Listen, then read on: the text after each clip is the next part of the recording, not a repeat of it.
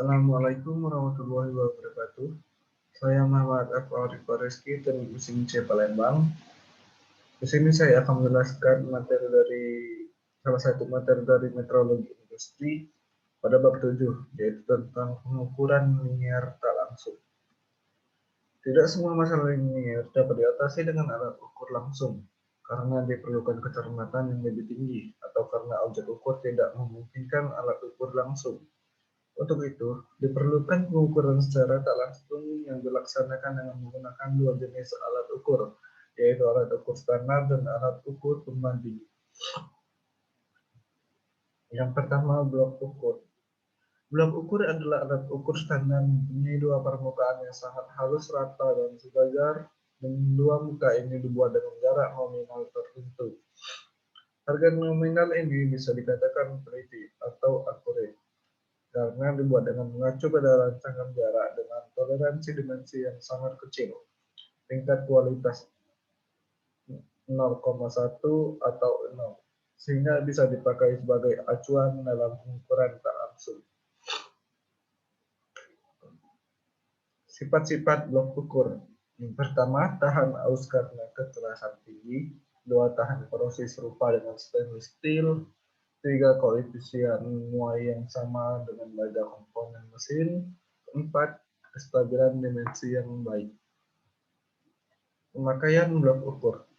Yang pertama, ambil beberapa blok ukur dengan ukuran yang dikehendaki, letakkan di atas lap yang bersih. 2. Bersihkan vaselin yang menutupinya dengan bensin yang bersih, kemudian lap dengan lap yang halus, kemudian letakkan blok ukur di atas lap yang bersih dengan muka lap yang di samping. 3. Cara menyatukan blok ukur adalah dengan meletakkan salah satu blok ukur menyilang atau 90 derajat terhadap blok ukur dengan ukuran yang lain, dan ditekan yang cukup salah satu diputar sehingga sejajar. 4. Blok ukur yang tipis jangan disatukan dengan blok ukur yang tipis karena dapat menyebabkan deformasi. 5. Susun blok ukur secara berurutan sehingga dicapai ukuran yang dikehendaki. 6. Setelah digunakan, pisahkan susunan tersebut dengan cara menggeser satu persatu, jangan dipisahkan secara kasar. 7. Bersihkan blok ukur dengan lap yang halus, kemudian kembalikan pada tempatnya. Cara ukur. 1. Contoh ukuran yang diukur 58,975. 2. Menilailah angka desimal terbelakang, dalam hal ini adalah 0,005. Ambil blok ukur dengan ukuran 1,005. 3. Sisa ukuran 58,975 dikurang 1,005 sama dengan 57,970. 4. Perhatikan dua desimal terakhir. Ambil ukuran 1,47 karena ukuran 1,97 tidak tersedia.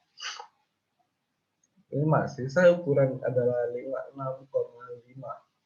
6. Untuk itu dapat dipilih blok ukur ukuran 0,5 dan 50 mm. 7. Dengan demikian, diperoleh susunan sebagai bentuk 1,005 tambah 1,47 tambah 9,5 tambah 50 sama dengan 58,975. Teleskopik Gauss. Teleskopik Gauss merupakan salah satu dari macam-macam alat ukur yang ada. Teleskopik Gauss berfungsi untuk mengukur diameter dalam suatu benda yang memiliki diameter yang kecil atau yang tidak dapat diukur dengan alat ukur mikrometer dalam. Range ukur teleskopik Gauss.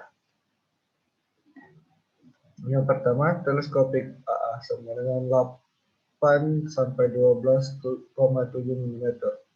Teleskopik A 12,7 sampai 19 mm.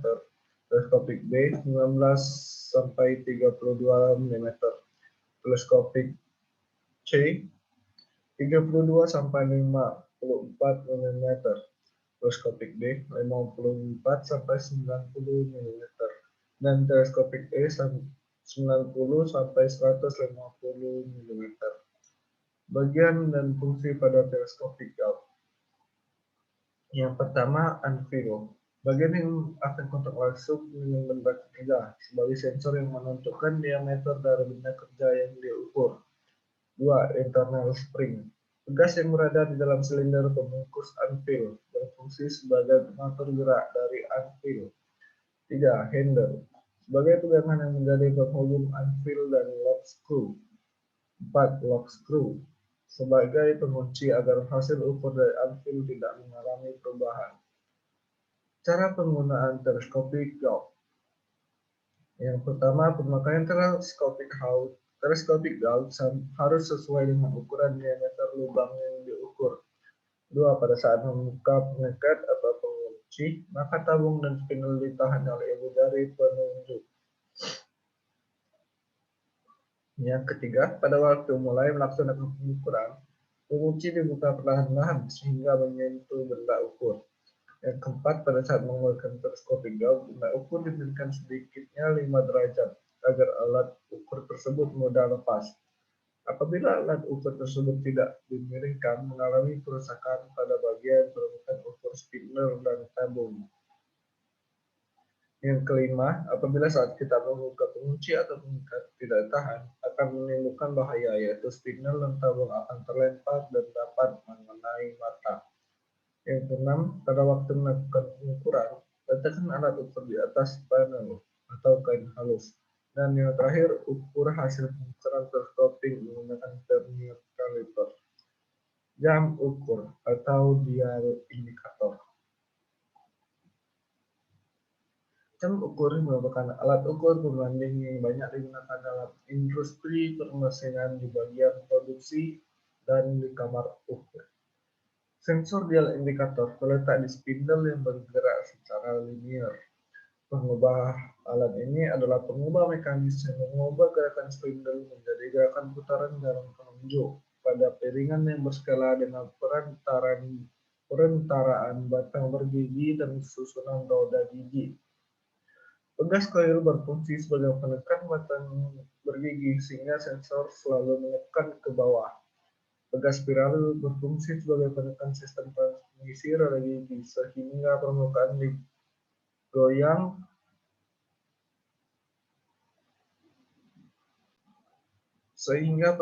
gigi yang berpasangan selalu menekan sisi yang sama untuk kedua arah putaran.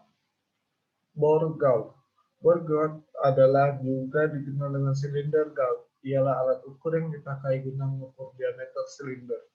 Di bagian atas terdapat dial gauge dan di bagian bawahnya terdapat measuring point yang bisa bergerak bebas.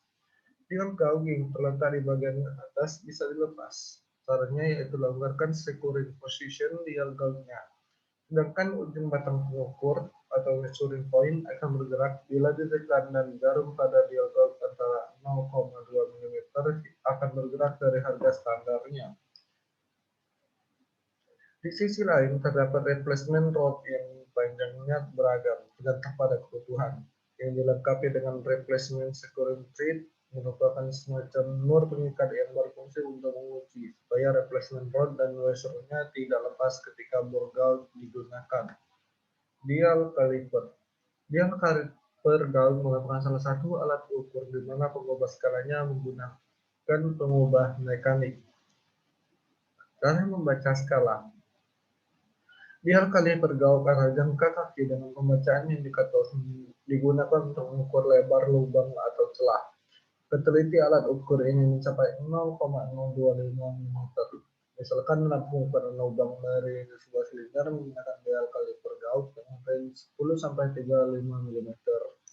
Jarum periskala utama menunjukkan angka 20 mm dan jarum periskala minus menunjukkan angka 11,25 mm. Jadi jumlah skala utama dan skala nonis yang terbaca rinciannya adalah skala utama 20 mm, skala nonis 11,25 mm, dan yang terbaca 131,25 mm. Bagian-bagian dial caliper dan fungsi. Yang pertama, switch. Penggerak arm sebelum melaksanakan pengukuran. Yang kedua, gauge head, penyangga dial caliper gauge.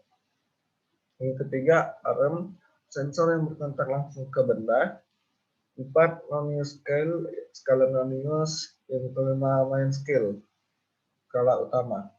Mungkin itu saja yang dapat saya jelaskan. Lebih dan kurangnya saya mohon maaf. Pada Allah saya mohon ampun. Wabillahi taufiq wal hidayah. Wassalamualaikum warahmatullahi wabarakatuh.